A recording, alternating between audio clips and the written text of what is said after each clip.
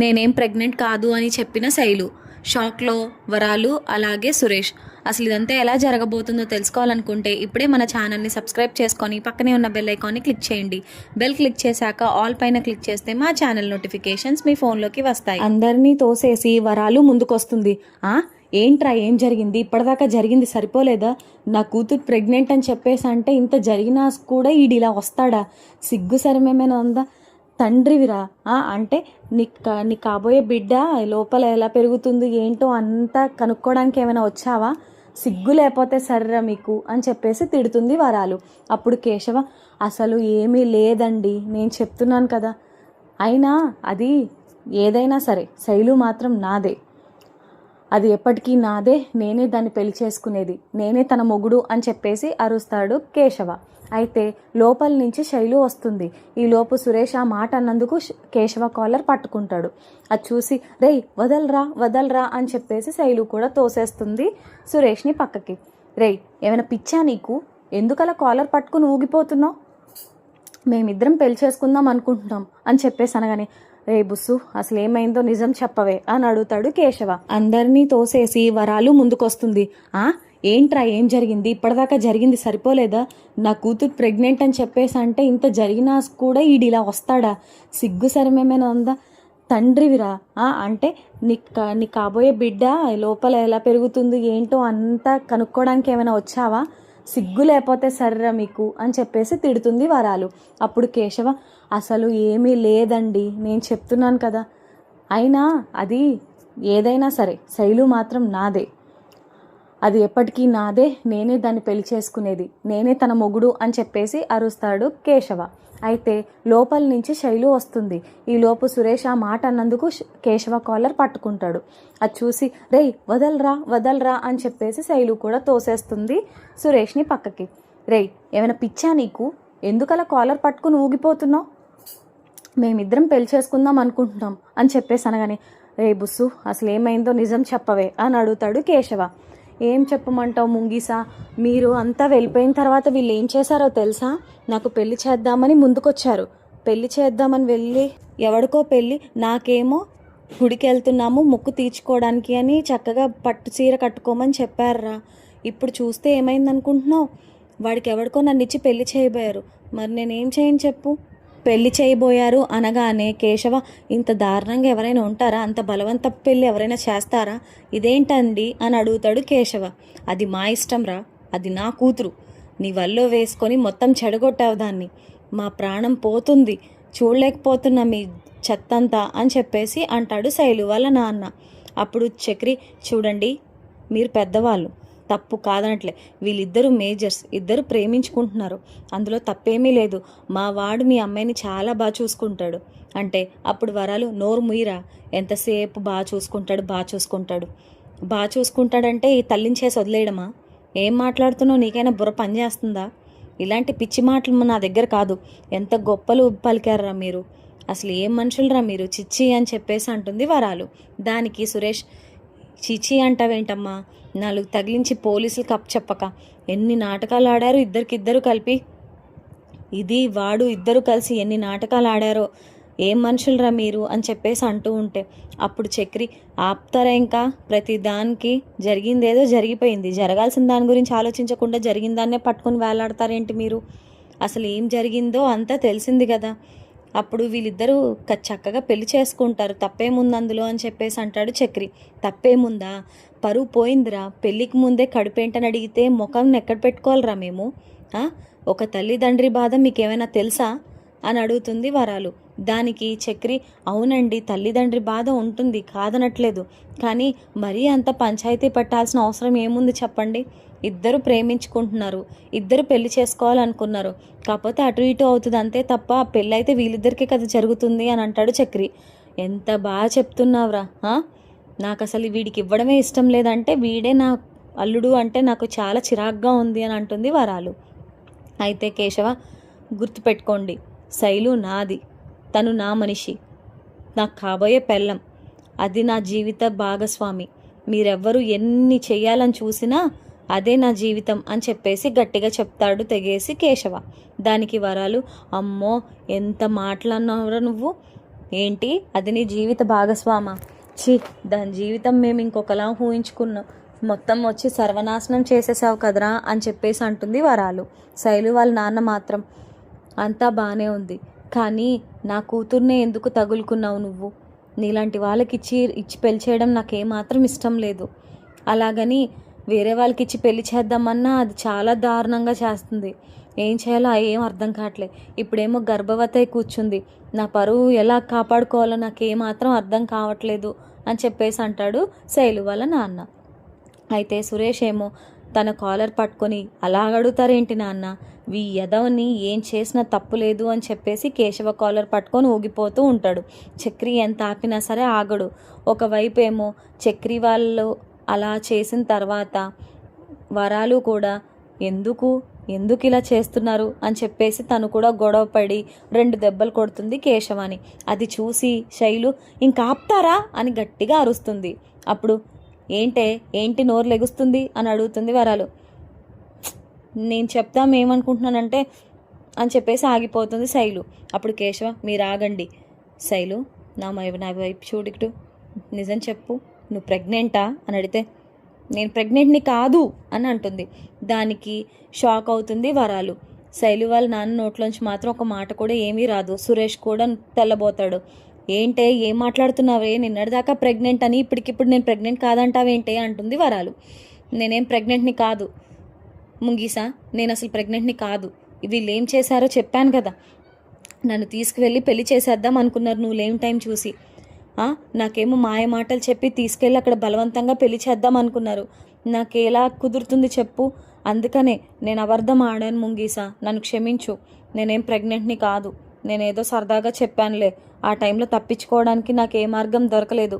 ఇలా చెప్తే వీళ్ళు నాకు ఎవ్వరూ పెళ్లి సంబంధం చూడరు కదా అన్న ఆలోచనతో నేను అలా చేశానురా ముంగీసా, నన్ను క్షమించరా అని చెప్పేసి అంటుంది శైలు. దానికి ఒకేసారి పగలబడి నవ్వుతాడు చక్రి, కానీ వెంటనే ఆపేసుకుంటాడు చేతితో. అయితే ఇన్ని నాటకాలు ఆడుతున్నావు, ఏ మనిషివే నువ్వు అని అడుగుతాడు సురేష్. నాటకాలు ఏంట్రా నాటకాలు, మీరు ఆడిన దానికంటేనా? నేను చాలా బాగా చూసుకున్నాను. నేను మిమ్మల్ని ఏమాత్రం ఏమీ అనలేదు. నేను నా మనసులో ఉన్నదంతా చెప్పేశాను.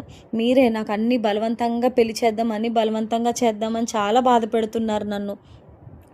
నా మానని నన్ను ఉండనివ్వండి, నన్ను పిచ్చిదాన్ని చేసేస్తున్నారు. నాకు కేశవ అంటే చాలా ఇష్టమని మీకు చెప్పాను. నేను చేసుకుంటే వాడిని చేసుకుంటాను, లేదంటే చచ్చిపోతాను తప్ప నేను ఎవరిని చేసుకోను. ఇదే నా మాట, నేను చెప్పిందే మీరు వింటే బాగుంటుంది అని చెప్పేసి అంటుంది శైలు. అయితే కేశవ ఏమో నిజంగానా అని అడిగితే, నిజంగారా, నేనేం ప్రెగ్నెంట్ని కాదు, నువ్వేం షాక్ అవ్వకు, మన ఇద్దరి మధ్యలో ఏమీ జరగలేదు. నాకు అది కుదరక నేను అలా చెప్పాల్సి వచ్చింది, నన్ను క్షమించరా అని చెప్పేసి అంటుంది శైలు. దానికి కేశవ ఒక నవ్వు నవ్వుతాడు. అయితే సురేష్, నీలాంటి దాన్ని నేను ఎవరిని చూడలేదు, నీలాంటిది నాకు చెల్లై పుట్టింది చూడు, నా కర్మ అని చెప్పేసి తిట్టుకుంటాడు. మరోవైపు వరాలు ఏమో, మరి ఎందుకే ఇలాంటి మా నాటకాలు ఆడేవు, అసలు ఎందుకే ఇలా చేస్తున్నావు, చక్కగా పెళ్లి చేసుకుని పోక ఎందుకే మాకు ఈ తలకాయ నొప్పి అని అడుగుతుంది. అప్పుడు శైలు వాళ్ళ నాన్న, ఎందుకమ్మా, అతన్ని నేను ఎంత తప్పుగా ఊహించుకున్నానో తెలుసా, ఆ తప్పు కదా, ఎందుకు ఇంత పిచ్చి పని చేశారు అని ఎంత బాధపడ్డామో తెలుసా, మా గురించి నీకు అసలు ఆలోచనే లేదా అని అడిగితే అప్పుడు శైలు, క్షమించండి నాన్న, మీ గురించి ఆలోచన ఉంది కాబట్టే నేను చాలా ప్రశాంతంగా ఉన్నాను, మీకు అలా చెప్పగలిగాను. నిజంగా నేను అలాంటి పిచ్చి పని చేశానంటే మీరు ఎలా నమ్ముతారు నాన్న? నేనేం అలాంటి పిచ్చి పనులు ఏమీ చేయలేదు, కేశవ అలాంటి వాడు కానే కాదు, మేమిద్దరం ఏనాడు కూడా అలాంటి పిచ్చి పనుల గురించి ఆలోచించలేదు అని చెప్పేసి అంటుంది శైలు. దానికి కొంచెం సంతోషించినట్టు ఉంటాడు శైలు వాళ్ళ నాన్న. మరోవైపు బుస్సు ఏంటే ఇది అంటే, నువ్వురా అని చెప్పేసి కేశవాని చేయి పట్టుకొని బయటికి తీసుకువెళ్ళిపోతుంది. చక్రి మాత్రం నవ్వి చాలా బాగుంది అని చెప్పేసి నవ్వి వాళ్ళ నాన్న గోబ మీద చిన్నగా కొట్టి వెరీ గుడ్ పాయింట్ అని చెప్పేసి అక్కడి నుండి వెళ్ళిపోతాడు బయటికి. అయితే రే మాట్లాడి వచ్చే, నేను అక్కడ పక్కన వెయిట్ చేస్తానులే, ఇద్దరం కలిసి ఇంటికి వెళ్ళిపోదామని చెప్పేసి అంటాడు చక్రి. సరే, ఏదేమైనా బుస్సు నువ్వు సూపర్ భలే తప్పించుకున్నావులే పెళ్ళి అని చెప్పేసి అనగానే థ్యాంక్ యూ అని చెప్పేసి అంటుంది శైలు చక్రితో. ఆ చక్రి అక్కడి నుండి ఫోన్ మాట్లాడుకుంటున్నట్టు ఆ పక్కకి వెళ్ళిపోయి ఫోన్ చూసుకుంటూ ఉంటాడు. ఈలోపు ఎందుకో శైలుకి కేశవాన్ని చాలా రోజుల తర్వాత చూసిన ఆనందంలో హక్ చేసుకుంటుంది. అయితే కేశవ, ఒసే ఇది రోడ్డు మీద ఏంటి ఈ పిచ్చి పనులు అని చెప్పేసి అడుగుతూ ఉంటాడు. కాకపోతే చక్రి వాళ్ళని చూసేస్తాడు. చూసి ఓహో అని చెప్పేసి నవ్వుకుంటూ ఉంటాడు. అయితే కేశవ, సరే సరే వదులు, నువ్వు మాత్రం జాగ్రత్తగా ఉండు, నీ తెలివితేటలతో బాగానే తప్పించుకున్నావు సరే, అది నిజమని పాపం మీ అమ్మ నాన్న చాలా బాధపడ్డారో చూడు, ఎంత బాధపడ్డారో చూడు, ఎంత బాధగా ఉంటున్నారో, వాళ్ళ ముఖం చూస్తుంటేనే తెలిసిపోయింది ఎంత బాధపడ్డారు ఈ 2 రోజులు. ఇలాంటి పిచ్చి పనులు ఏమీ చేయకు, అలాంటి పిచ్చి పిచ్చిగా మాట్లాడకు, మంచిగా ఉండు సరేనా అని చెప్పేసి శైలుతో కేశవ మంచిగా చెప్తాడు. శైలు ఏమో, ఏం చేయనురా ముంగీసా, నిన్ను చాలా మిస్ అయ్యాను తెలుసా, నేను మొత్తానికి ఇవాళ కనిపించావు నువ్వు నాకు చాలా హ్యాపీగా ఉంది, నేనేం ప్రెగ్నెంట్ని కాదులే, ఆ రోజు తప్పించుకోవడానికి అలా చెప్పాను అని చెప్పేసి అంటుంది. అయితే సరే లోపలికి వెళ్ళు అని చెప్పేసి అంటాడు శైలుని కేశవ. లోపలికి వెళ్ళిన తర్వాత కేశవ చాలా హ్యాపీగా ఫీల్ అవుతాడు శైలుని చూసి, తన్ని హగ్ చేసుకున్నందుకు. అయితే పక్క నుండి చక్రి, రే చాలరా ఊహల్లోకి వెళ్ళింది, దా ఇంటికి వెళ్ళాలి అని చెప్పేసి అంటాడు. వస్తున్నా అని చెప్పేసి కేశవ బండికి, వీడొకడు నా ప్రాణానికి కనీసం 1 నిమిషం కూడా సంతోషంగా ఉండనివ్వడు అని చెప్పేసి చక్రి దగ్గరికి వెళ్ళిపోతాడు బైక్ వేసుకొని కేశవ. చక్రి ఏమో కేశవ వెనకాల ఎక్కేసి ఇద్దరు కలిసి ఒక దగ్గర ఆగమని చెప్పేసి అడుగుతాడు చక్రి. విపరీతంగా నవ్వుతాడు బైక్ దిగిన తర్వాత చక్రి. ఒరే ఎందుకురా ఇంతలా నవ్వుతున్నావు అని చెప్పేసి అంటాడు కేశవ. నువ్వు నాన్నవి కాబోతున్నావు అనుకున్నాను రా, ఇదంతా నాటకమా, ఎంత బాధ పెట్టావురా మమ్మల్ని అందరినీ. ఒక సెకండ్ నవ్వొచ్చింది కానీ పాపం అన్నయ్య ముఖం చూడగానే జాలేసింది నాకు. మొత్తానికి నువ్వు నాన్నవి కాదా నాన్న అని అడుగుతాడు చక్రి. రే నోరు ముగిరా, ఆపుతావా ఇంకా, ఆపు, అదంతా ఫేక్ ప్రెగ్నెన్సీ అని చెప్పింది కదా ఆపు అంటే చక్రి ఇంకా నవ్వుతూనే ఉంటాడు. రే పడిపోతావురా, పదరా బాబు ఇంటికి అని చెప్పేసి చక్రి అలాగే కేశవ ఇద్దరు కూడా ఇంటికి వస్తారు. పెద్ది ఏమో ఏం జరిగిందా అన్న కంగారులో ఉంటాడు. ఏంట్రా ఏమైంది, వాళ్ళంతా బాగానే ఉన్నారా, వీడినేమైనా అన్నారా అని చెప్పేసి అడుగుతాడు. చక్రి మాత్రం విపరీతంగా నవ్వుతాడు. ఏమైంది రే కేశవ, ఏమైందిరా వీడి ఇంతలా నవ్వుతున్నాడు అని అడుగుతాడు పెద్ది. అంటే అది అంటే నువ్వు ఆగరా నేను చెప్తాను అని చక్రి నవ్వుతూనే, అన్నయ్య ఆ శైలు ఉంది కదా వీడి బుస్సు, అదేం ప్రెగ్నెంట్ కాదంట అనగానే అదేంటి అని అడుగుతుంది మహాలక్ష్మి. తనకి పాపం బలవంతంగా పెళ్లి చేస్తే ఏ దారి తోచక ఇంకా నేను ప్రెగ్నెంట్ని అని చెప్పేసి చెప్పిందంటండి అని చెప్పేసి అంటాడు చక్రి మహాలక్ష్మితో. అనగానే విపరీతంగా నవ్వుతూ చెప్తాడు చక్రి. అయితే ఒరే నిజమా అని అడుగుతాడు పెద్ది. మరి లేకపోతే మేము ఎందుకన్నయ్యా ఇలా ఉంటాము అని చెప్పేసి అంటాడు చక్రి. అదేంట్రా అని చెప్పేసి పెద్ది అంటాడు. అంటే తను ప్రెగ్నెంట్ కాదా అని అడుగుతుంది మహాలక్ష్మి. కాదండి అని చెప్పేసి అంటాడు చక్రి నవ్వుతూ. అసలు నిజం చెప్పండి, ఏం జరుగుతుందో కరెక్ట్గా చెప్పండి అని చెప్పేసి అడుగుతుంది మహాలక్ష్మి. ఏరా చెప్పు అని చెప్పేసి అంటే కేశవ, అంటే శైలు ప్రెగ్నెంట్ కాదంట అనగానే పెగల్బడి నవ్వుతాడు చక్రి. అదేంట్రా అని అనగానే కేశవ, అదేంటన్నయ్య అలా అంటావు, అంటే ఇప్పుడు తను ప్రెగ్నెంటా ఏంటి, కాదని చెప్పింది కదా, మళ్ళీ నువ్వు అలా అంటావేంటి అని చెప్పేసి అంటాడు కేశవ. అలా కాదురా, మరి ప్రెగ్నెంట్ అని ఎందుకు చెప్పింది అని చెప్పేసి అంటాడు పెద్ది. చెప్పాను కదా అన్నయ్య, తనకి పెళ్ళి కుదిర్చారంట, మనం లేనప్పుడు తనకి పెళ్లి చేద్దాం అనుకుంటే ఇంకేం తోచక ఇంకా పని చేసిందంట అన్నయ్య, అందుకే ప్రెగ్నెంట్ అని చెప్పిందంట అని అంటాడు కేశవ.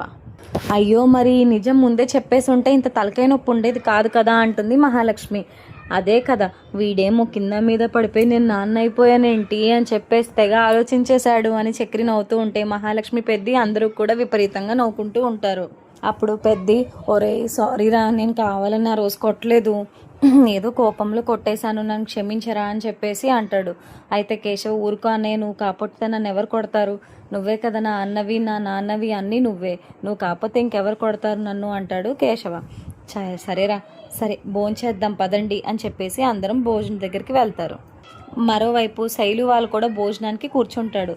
శైలు కూడా కూర్చొని భోంచేస్తూ ఉంటుంది. ఈలోపు తన అమ్మ వచ్చి, దీనికి అసలు సిగ్గే లేదు, మన పరువు నిమిషానికి తీసి పడేస్తుంది, వాళ్ళ ముందు తలెత్తుకోలేకపోయాను ఇవాళ, నేను ప్రెగ్నెంట్ కాకుండానే ప్రెగ్నెంట్ అని నాటకాలు ఆడింది, వాళ్ళ ముందు ఇప్పుడు నేను తలెత్తుకొని ఎలా చెప్పాలి, ఎన్నో మాట్లాడినాను నేను వాళ్ళని, బుద్ధి లేదంటే గడిద నీకు అని చెప్పేసి అంటుంది వరాలు. మరి మీకు లేదా, వాళ్ళెవరు లేనప్పుడు నాకు ఎందుకు పెళ్లి చేయాలని చూశారు, అందుకే నేను అలా చెప్పాను మీరు నాకు పెళ్లి చేయరని, అందులో తప్పేముంది అని చెప్పేసి అంటుంది శైలు. అయితే వరాలు బరి తెగించేసింది ఇది అని చెప్పేసి అనగానే సురేష్, నా పని కూడా నాకు అర్థం కావట్లేదు, నీ వల్లే నేను వాళ్ళ దగ్గర ఇప్పుడు తలెత్తుకోలేకపోయాను, పాపం ఎంత బాధపడి ఉంటాడో వాడైతే, పాపం ఎంత బాధ పెట్టానో నేను, ఏమనుకుంటారే పిచ్చిదానా అని చెప్పేసి అంటాడు సురేష్ కూడా. మరోవైపు శైలు వాళ్ళ నాన్న, అమ్మ నీకు ఇష్టం లేకపోతే ఇష్టం లేదని చెప్పు, ఉందంటే ఉందని చెప్పు, అంతే తప్ప నువ్వు ఎందుకు అమ్మ అలా చేసావు, చూడు నీ పరువు మన పరువు అందరిది కూడా ఎలా గంగలో కలిసిపోయినట్టు అయిపోయిందో, ప్రశాంతంగా ఉండొచ్చు కదా అని చెప్పేసి అంటాడు శైలు వాళ్ళ నాన్న. అయితే తప్పేముంది నాన్న, నన్ను ఇబ్బంది పడితే నాకేం చేయాలి చెప్పండి, నాకేం తోచలేదు అందుకే అలా చెప్పేశాను అని అంటుంది. అయితే వాళ్ళ అన్నయ్య నాన్న మాటలనేసరికి తనకి తినబుద్దయ్యాక కంచం తీసుకొని రూమ్లోకి వెళ్ళిపోతుంది. మరోవైపు కేశవ శైలుకి ఫోన్ చేసి తిన్నావా అని అడుగుతాడు. ఎక్కడా, నన్ను అసలు తినిస్తేనే కదా చంపుకు తింటున్నారు అబద్ధం ఆడినందుకు అని చెప్పేసి అంటుంది శైలు. అయితే కేశవ అయ్యో అని చెప్పేసి అంటాడు. అయ్యో ఏముంది, ఇంక తప్పదు కదా, తప్పకే ఇలాంటివన్నీ జరుగుతూ ఉంటాయి అని చెప్పేసి అంటుంది. మరోవైపు కేశవ కూడా సరే అయితే భోంచేసేసి పడుకో, ఇలాంటి పిచ్చి పిచ్చి ఏమీ మాట్లాడుకో అనకు అని చెప్పేసి ఫోన్ పెట్టేస్తాడు. తర్వాత మహాలక్ష్మి లేచి బయటకు వస్తుంది. చక్రి కేశవ అందరూ కూడా మాట్లాడుకుంటూ ఉంటారు. ఏంటి వదిన ఇలా లేచావు అని చెప్పేసి అంటాడు కన్నా. అయితే ఏం లేదురా, మా బాస్ వస్తాడంట ఇవాళ అందుకు అనగానే చక్రికి విపరీతమైన కోపం వస్తుంది. వాడెందుకు వస్తున్నాడు, వీడొకడు నా ప్రాణానికి అని అనుకుంటూ ఉంటాడు చక్రి. మరి బాస్ ఎందుకు వస్తున్నాడు, దేని గురించి మాట్లాడడానికి వస్తున్నాడు, అసలు ఏం జరగబోతుంది ముందుగానే తెలుసుకోవాలనుకుంటే మన ఛానల్ని సబ్స్క్రైబ్ చేసుకొని పక్కనే ఉన్న బెల్ ఐకాన్ని క్లిక్ చేయండి. బెల్ క్లిక్ చేశాక ఆల్ పైన క్లిక్ చేస్తే మా ఛానల్ నోటిఫికేషన్స్ మీ ఫోన్లోకి వస్తాయి. Thank you so much for watching.